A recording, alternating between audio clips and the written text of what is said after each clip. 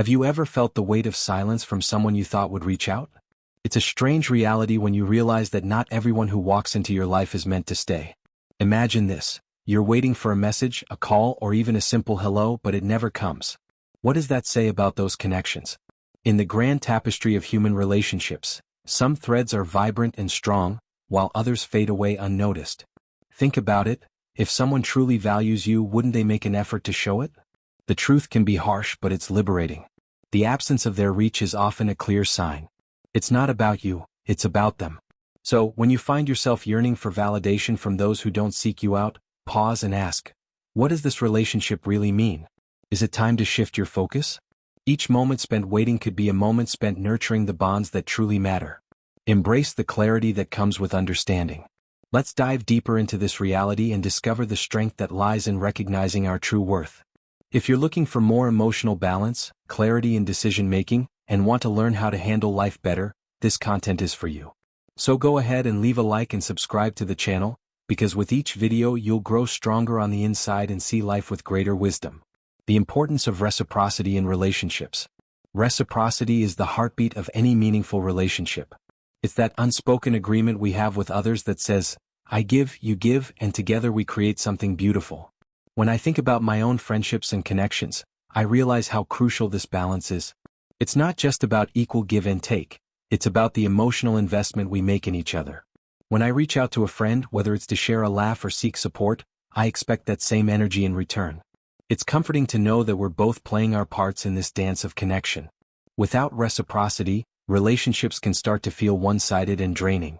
I've had my share of experiences where I was the one always initiating plans or checking in. Over time, that imbalance wore me down. It made me question the value I held in that friendship. If I'm constantly giving and not receiving, it raises a flag. Relationships thrive on mutual effort, and when that's missing, it can lead to feelings of resentment or neglect. Moreover, reciprocity fosters trust. When both parties feel valued and appreciated, they're more likely to open up and share their vulnerabilities. I remember a time when I confided in a friend about my struggles. Their willingness to share their own experiences in return created a deeper bond between us. It was a moment that reinforced the notion that we were in this together, navigating life's ups and downs side by side. On the flip side, recognizing the absence of reciprocity is equally important. It's easy to overlook the signs when you're emotionally invested in someone. I found myself rationalizing a friend's lack of responsiveness, thinking they must be busy or going through something. But if those excuses start piling up, it's time to reassess. Friends should uplift each other, and if that's not happening, it might be time to have a candid conversation or even create some distance. Ultimately, understanding the importance of reciprocity can guide us in nurturing healthier relationships. It's about recognizing our worth and the worth of those around us. When both sides contribute, it not only strengthens the bond but also enriches our lives. We all deserve connections that uplift us, and acknowledging reciprocity is the first step in ensuring we cultivate those meaningful ties. Signs that someone doesn't care. It's never easy to accept that someone we care about might not feel the same way. I've been there, and it's a tough pill to swallow. There are subtle signs that can indicate indifference, and sometimes we choose to ignore them because we want to believe the best in others. But if you're noticing a pattern of disengagement, like a friend consistently canceling plans or not responding to messages, it's worth paying attention to those red flags. One clear sign is the lack of initiative. I've had friends who would only reach out when they needed something. It's a one-way street that leaves me feeling used rather than valued. It's important to recognize that relationships should be reciprocal, and if it feels like you're always the one making the effort, it's time to reassess the dynamics. I've learned to trust my instincts in these situations. If it feels off, it probably is. Another indicator is the absence of emotional support. When I'm going through a tough time, I naturally seek comfort from those I care about. If a friend consistently brushes off my struggles or seems disinterested, it's a sign that they might not prioritize our relationship. I remember sharing a personal challenge with a friend only to be met with indifference. That experience taught me that not everyone is equipped to be present, and that's okay, but it's also a reflection of how much they value our connection. Communication is also a telling factor. If conversations feel one-sided or they're always distracted during our talks, it can signify a lack of interest. I've found that being fully present in a conversation is crucial for building intimacy. When I notice someone scrolling through their phone while I'm sharing something important, it stings. It's a reminder that their attention is elsewhere, and that can be incredibly disheartening. Finally, if a person consistently makes excuses to avoid spending time together, it's a good indicator that they don't care as much as you do. Life gets busy and we all have our commitments, but if someone truly values you, they'll find a way to make time. I've learned that it's essential to surround myself with those who prioritize our relationship, and letting go of those who don't has been liberating. The difference between longing and the need for presence. Longing for someone can often blur the lines between genuine affection and a deeper need for their presence. I found myself in situations where I miss someone so much that it creates a void in my life. But is it longing for the person or just the comfort of their company? This distinction is crucial because it shapes how we view our relationships and our emotional needs. There are times when I've missed a friend who always brightened my day. The laughter, the shared moments, they linger in my mind. However, I've also realized that sometimes, what I truly miss is the routine of having that person around rather than the person themselves. It's easy to romanticize past interactions and forget the complexities that come with any relationship. This introspection has helped me differentiate between nostalgia and a genuine desire for connection. Moreover, the need for presence can sometimes lead to unhealthy attachments. In the past, I've clung to relationships because I feared being alone. It's a common struggle, but acknowledging this has empowered me to make healthier choices. Instead of relying on someone else for my happiness, I've learned to cultivate my own sense of fulfillment, which ultimately allows for more genuine connections. In essence, understanding the difference between longing and the need for presence can transform our relationships. It encourages us to reflect on our motivations and emotional dependencies. By doing so, we can foster healthier connections built on mutual appreciation rather than an incomplete need for companionship. The emotional impact of lacking contact. The absence of contact with someone important can have profound emotional effects. I felt the weight of silence in my relationships, and it can be quite isolating. The longer the silence stretches, the more it tends to amplify feelings of loneliness and uncertainty. I find myself wondering if I did something wrong or if they've moved on without me. This spiral of thoughts can be exhausting and emotionally draining. When someone I care about goes quiet, I often replay our last interactions, searching for clues. Did I say something that upset them? Were they just busy? It can be a roller coaster of emotions, from anxiety to sadness. I've learned that this lack of contact can lead to feelings of inadequacy. It's easy to internalize someone else's silence as a reflection of our worth, but it's crucial to remember that their reasons may have nothing to do with us. Over time, I've come to recognize the importance of open communication in alleviating these feelings. When I feel the absence of contact weighing on me, I've started reaching out to express how I'm feeling. It's not always easy, but sharing my thoughts has often led to reconnecting with the person in a meaningful way. I've realized that vulnerability can bridge the gap created by silence. However, there are also times when I've had to accept that some relationships might fade away. It's painful, but it's a part of life. I've learned to cherish the memories and the lessons learned from those connections rather than dwelling on the absence. This acceptance has allowed me to focus on nurturing the relationships that bring joy and fulfillment. Ultimately, the emotional impact of lacking contact can be significant, but it's also an opportunity for growth. It teaches us to value communication, to be proactive in our connections, and to understand that not all relationships are meant to last. Embracing this reality has paved the way for healthier, more fulfilling interactions in my life. The relationship between communication and valuation. Communication plays a pivotal role in how we perceive our relationships and their value. I've come to realize that the way we communicate, whether it's through words, gestures, or even silence, speaks volumes about how much we value someone. When I think about the relationships that matter most to me, there's a clear pattern. Open and honest communication is at the forefront. In my experience, regular communication fosters intimacy. When I share my thoughts and feelings with someone, it deepens our connection. I remember a time when I had a heartfelt conversation with a friend. We discussed our dreams, fears, and aspirations. That exchange solidified our bond and made me feel valued. It was a reminder that we were both invested in each other's lives, which is crucial for sustaining any relationship. Conversely, when communication falters, it can lead to misunderstandings and feelings of neglect. I've had relationships where the lines of communication were blurred, and it left me feeling undervalued. I've learned that if I'm not hearing from someone regularly, it can create doubts about where I stand in their life. It's essential to address these feelings rather than allowing them to simmer beneath the surface. Moreover, the medium of communication matters as well. I've found that face-to-face conversations often carry more weight than texts or emails. There's something about being present with someone, reading their body language, and sharing that space that enhances our connection. I treasure those moments because they remind me of the importance of investing time and energy into our relationships. Ultimately, the relationship between action versus intention, what really matters. You know, in relationships, we often get caught up in the idea that intentions matter more than actions.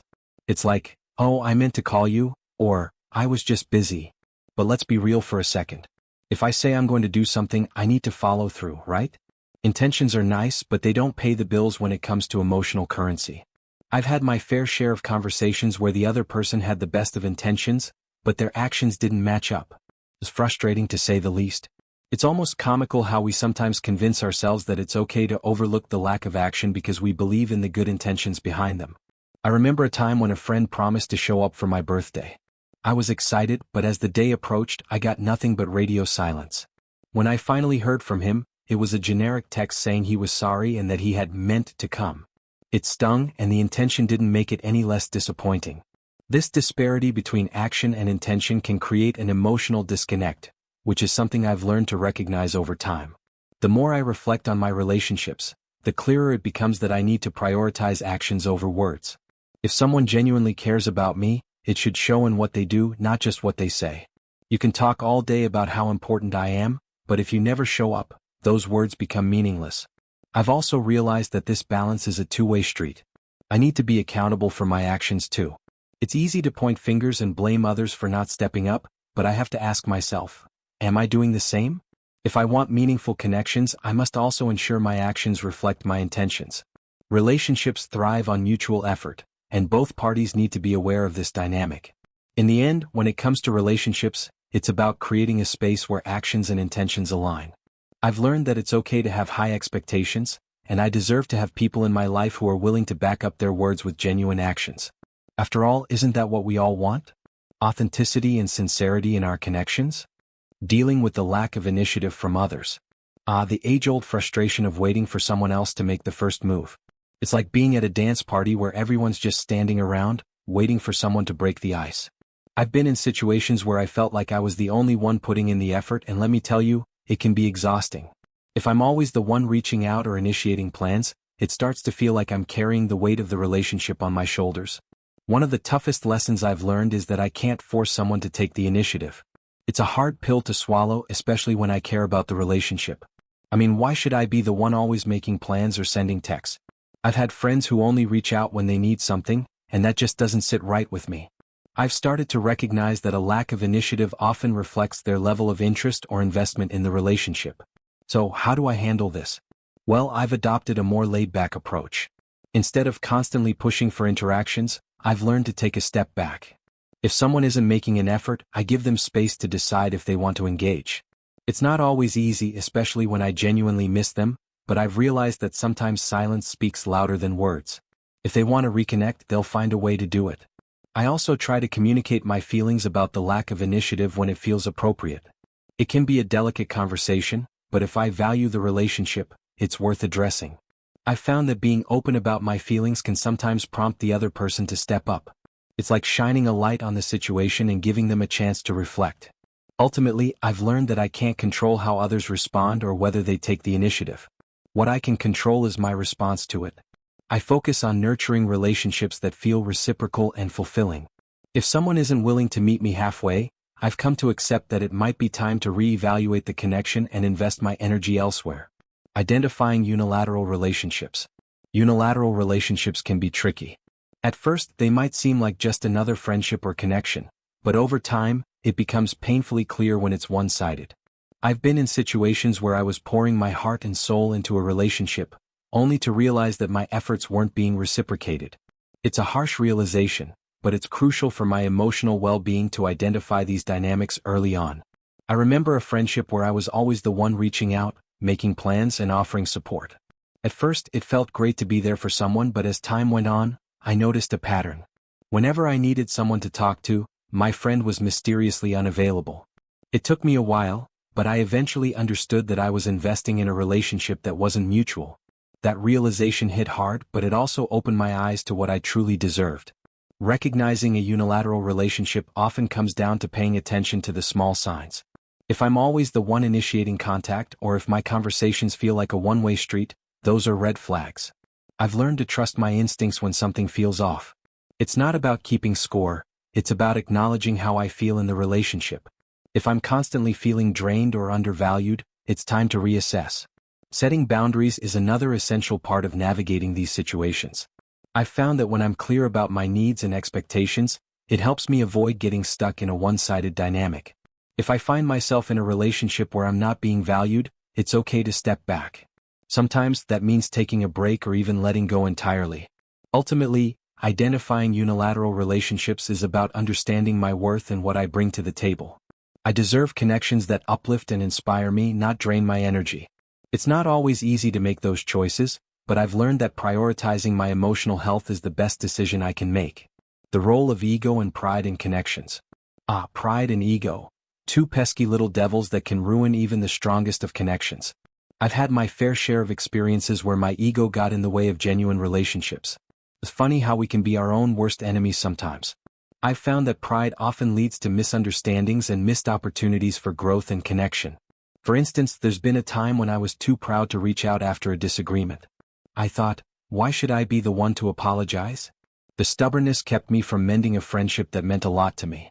It was only after some reflection that I realized my ego was holding me back from experiencing the closeness I craved. Life is too short to let pride dictate my connections, and I've learned to be more humble in my interactions. On the other hand, I've also encountered people whose pride prevented them from being vulnerable or admitting when they were wrong. It's like watching a train wreck in slow motion. I could see the damage that ego was causing, but there was nothing I could do to change it. I've come to understand that vulnerability is essential for building trust, and when pride gets in the way, it creates barriers that can be hard to break down.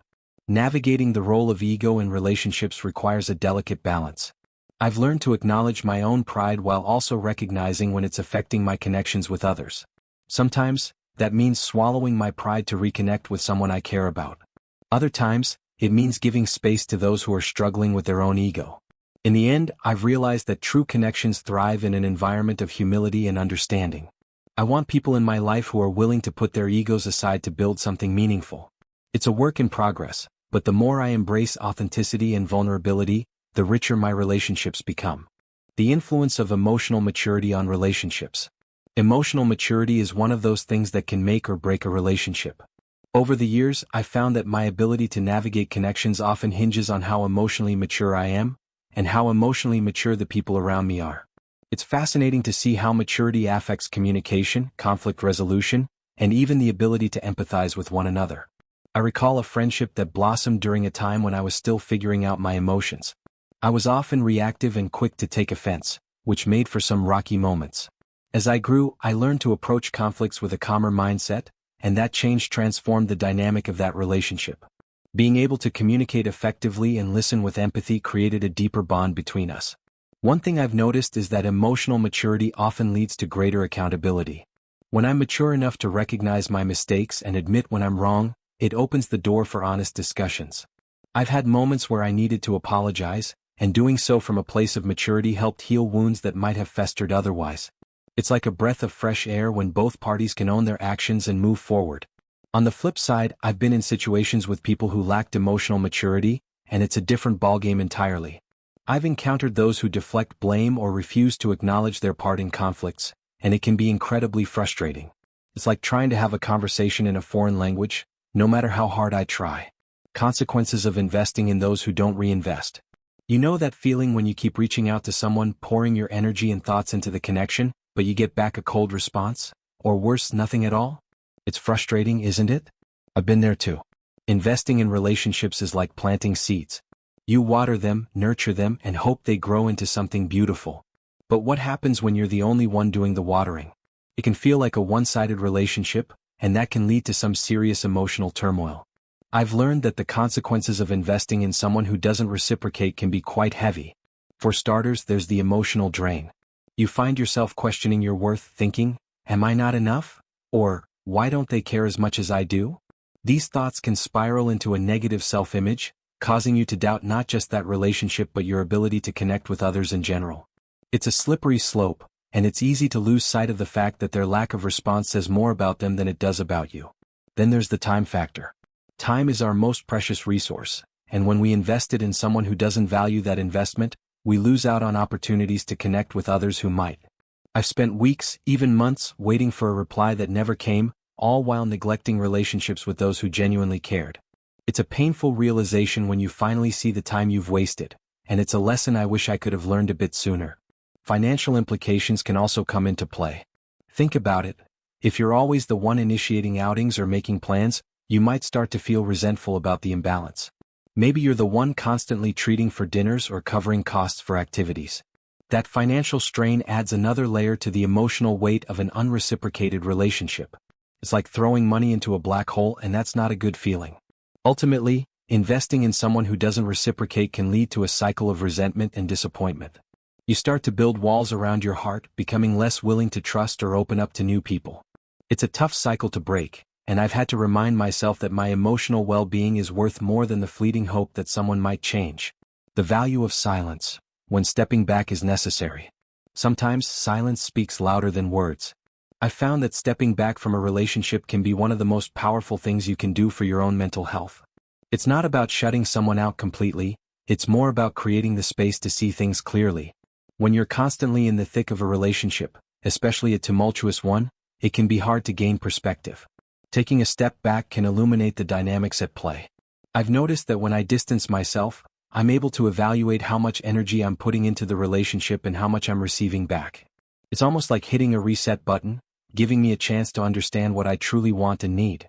It can be eye-opening to see how someone reacts to your absence.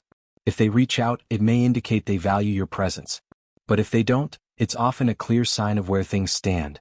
Moreover, silence can be a way to protect yourself from emotional burnout. I've been in relationships where I was constantly on edge, worried about how my words would be received or whether I would get a response at all. By stepping away, I gave myself permission to breathe, to focus on my own needs. This self-care isn't selfish, it's necessary for maintaining my mental health. There's also an element of empowerment in choosing silence. It's easy to feel like you're at the mercy of someone else's actions, but by stepping back, you reclaim that power. You're no longer waiting for a text, an email, or a call. You're taking control of your own narrative and deciding what's best for you, rather than letting someone else dictate your emotional state. Finally, the value of silence extends beyond just one relationship. When you give yourself space, you often find clarity that helps you in all aspects of your life. You start to recognize patterns in your behavior and in the relationships you pursue. This newfound clarity can guide you to cultivate healthier connections moving forward, ones that are more balanced and fulfilling. How technology affects the dynamics of contact. Let's talk about technology for a moment. It's a double-edged sword, isn't it? On one hand, it allows us to connect with people across the globe in seconds. On the other hand, it can create a certain distance that's hard to bridge in real life. I remember a time when I felt incredibly close to someone through social media and texting, yet when we were finally face-to-face, it felt awkward and stilted. That disconnect can be jarring. One major way technology affects our relationships is through the immediacy it offers. I mean, you can send a text and expect a reply almost instantly. But what happens when those replies don't come? The waiting game can be torturous. I found myself staring at my phone, refreshing my messages like a kid waiting for Santa. When that reply doesn't come, it can lead to feelings of inadequacy and self-doubt. You begin to wonder if you're not interesting enough or if they're simply ignoring you. Then there's the issue of overcommunication. In my experience, having constant access to someone can sometimes lead to misunderstandings. A simple message can be misinterpreted, tone can be lost, and before you know it, a small issue becomes a giant argument. It's interesting how the very tool that's meant to connect us can sometimes drive a wedge between us. I've had to learn to navigate this landscape carefully, making sure to pick up the phone or meet in person when I sense things getting complicated. Social media also plays a huge role in how we perceive our relationships. It's easy to get caught up in the highlight reels of other people's lives, which can skew your perception of your own relationships. I found myself comparing my connections with what I see online, thinking, why doesn't my friendship look like that? It can be a slippery slope that leads to dissatisfaction, not just with my relationships but with myself. Lastly, there's the impact of digital distractions. When you're hanging out with someone but both of you are glued to your phones, it can feel like you're together but also miles apart. I've found that being present is crucial for cultivating meaningful connections. Setting aside devices during quality time has been a game changer for me, allowing for deeper conversations and a stronger bond. Reassessing priorities, what really matters.